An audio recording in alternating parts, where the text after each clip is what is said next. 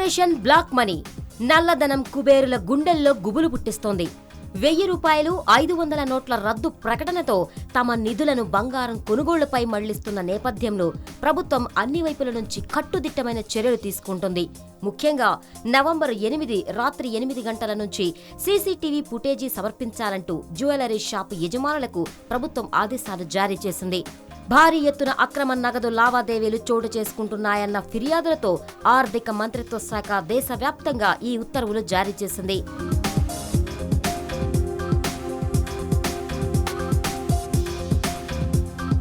పెద్ద నోట్ల రద్దుపై ప్రధాని మోదీ ప్రకటన రోజు రాత్రి రాజధాని నగరంలో మారుమూల షాపులతో సహా అన్ని ప్రముఖ నగల దుకాణాలన్నీ ఎక్కువసేపు తెరిచే ఉన్నాయని, పెద్ద మొత్తంలో బంగారం కొనుగోళ్లు జరిగాయన్న వార్తలతో ప్రభుత్వం ఈ చర్యలకు దిగింది.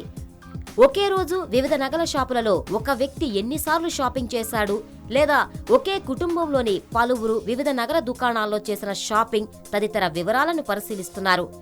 కొన్ని రాష్ట్రాల్లో పోలీసులు ఇలాంటి సమాచారాన్ని అందించినట్లు తెలుస్తుంది. అలాగే కొన్ని నగల దుకాణాలపై ఇప్పటికే చర్యలు ప్రారంభమైనట్లు తెలుస్తోంది. దేశవ్యాప్తంగా ఐటీ అధికారులు పలు దుకాణాలపై దాడులు నిర్వహించారు. నల్లధనంతో బంగారం కొనుగోలు చేస్తున్నారనే ఫిర్యాదులు రావడంతో ఐటీ అధికారులు అప్రమత్తమయ్యారు. సిబిడిటి ఆదేశాలపై ఈ దాడులు నిర్వహించినట్లు అధికారులు వెల్లడించారు. ఢిల్లీలో కరోల్బాగ్, దారిబా కలాన్, చాందినీ చౌక్, ముంబై జవేరీ బజార్ సహా 3 ప్రముఖ వ్యాపార కేంద్రాలలో ఈ దాడులు నిర్వహించారు. చండీగఢ్, లూధియానా, అమృత్సర్, జలంధర్, కోల్కతా, అహ్మదాబాద్ తదితర నగరాల్లో కూడా తనిఖీలు చేశారు. ఈ దాడులు ఇంకా కొనసాగనున్నట్లు అధికారులు తెలిపారు. అక్రమ నగదు లావాదేవీలపై కఠిన చర్యలకు తమకు స్పష్టమైన ఆదేశాలందాయని స్పష్టం చేశారు.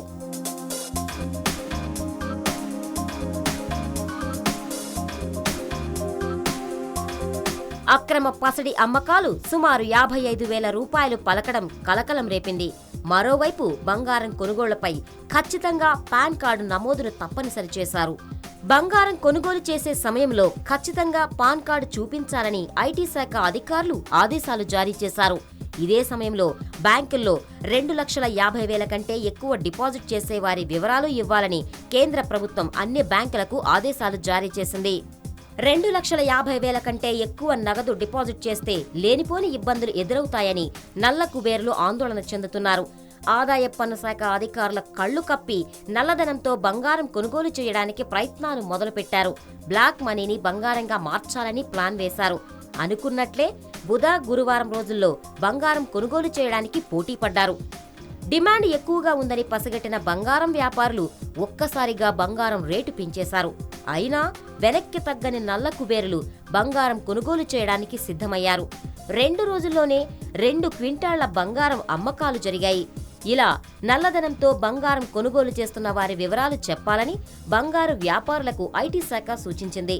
2.5 లక్షల కంటే ఎక్కువ డిపాజిట్ చేస్తే అనేక మంది దాదాపు 2 లక్షలు ఇంట్లో పెట్టుకుని ఉంటారని ఆదాయ పన్ను శాఖ అధికారి హన్ముఖ్ ఆదియా అంటున్నారు.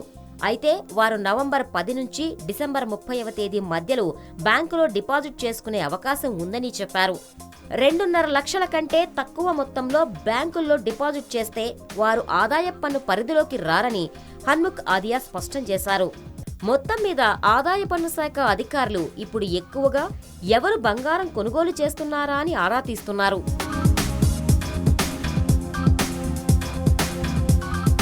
మరోవైపు కేంద్ర ప్రభుత్వం పెద్ద నోట్లను రద్దు చేయడంతో ప్రఖ్యాత వ్యాపార నిర్మాతల ఇండ్లు, ఆఫీసులపై ఐటీ శాఖ సోదాలు ప్రారంభించింది. భారీ వ్యయంతో నిర్మించిన బాహుబలి చిత్ర నిర్మాతల ఇండ్లకు ఐటీ శాఖ అధికారులు వెళ్లారు. సోబు యార్లగడ్డ, ప్రసాద్ దేవినేని నివాసాలతో పాటు వాళ్ల కార్యాలయాల్లోనూ ఏకకాలంలో ఐటీ అధికారులు సోదాలు నిర్వహించినట్లు సమాచారం. రాజమౌళి దర్శకత్వంలో వచ్చిన బాహుబలి ఫస్ట్ పార్ట్ భారీ కలెక్షన్లను వసూలు చేసింది.